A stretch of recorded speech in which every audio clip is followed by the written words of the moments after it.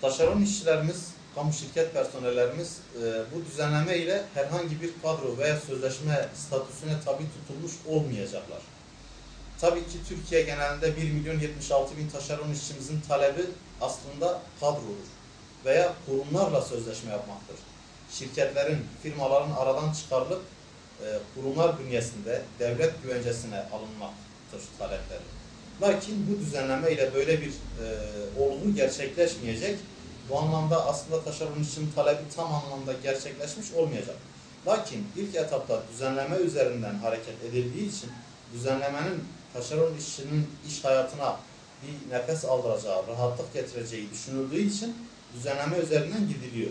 Aslında çok geç kalınmış bir hadisedir. Bir yıl öncesine yönelik bu düzenlemenin çıkmış olması lazımdı. Yani bir yıldır biz bu düzenlemenin getireceği haklardan faydalanıyor olmalıydık. Fakat yapılmadı, bugüne bırakıldı. Hatta Ekim-Kasım'a uzatıldı. Aslında bu yanlış bir şey.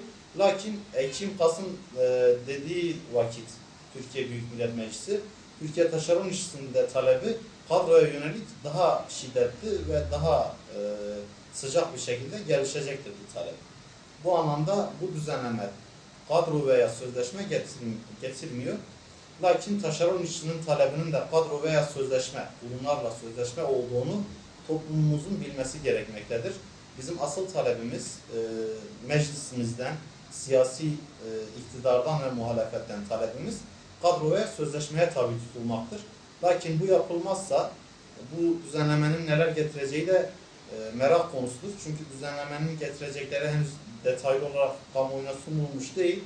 Biz bu düzenlemenin detaylarını bekliyoruz ve düzenlemenin hemen akabininde Türkiye Taşeron İşçisi'nin hakkı olan, kurumlarda vermiş olduğu emeğin karşılığı olan sözleşme veya kadronun bir an önce verilmesi talebini iletmiş olalım. Taşeron işçilerin çok çeşitli sorunları vardır. Bugün ihale değişimlerinde kurumlardan işçiler işten çıkarılmaktadır. Tabii bu yanlış bir şey. Kurum topu şirkete atıyor, şirket topu kuruma atıyor. Ortada üvey evlat muamelesi görmek gibi bir durum söz konusudur. Bir lavaboya bile gitmek için izin almak gibi bir durum söz konusudur. Kurumlar içerisinde statü olmadığı için, kurumlar içerisinde belli bir ismi olmadığı için, kimliği olmadığı için taşeron işçiler bir ezginlik hissi mevcuttur, psikolojik bir sıkıntı mevcuttur. Tabii maaşların asgari ücrete tabi olmasından ötürü ekonomik ve ekonomiyi bağlayan sosyal bir düzensizlik, sosyoekonomik bir rahatsızlık durumu söz konusudur.